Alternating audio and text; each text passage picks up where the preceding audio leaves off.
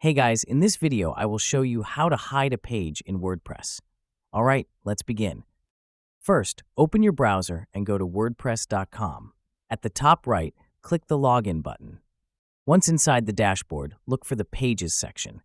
Here you will find all the content pages on your website, including published and draft ones. Locate the page you want to hide and hover over it. From the options that appear, click on Quick Edit. In the Quick Edit panel, you'll see a field labeled Status. If your page is currently set to Published, change it to Pending Review.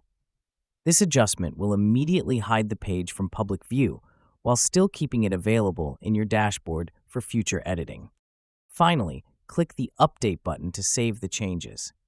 Your page will no longer appear live on your site, but you can bring it back anytime.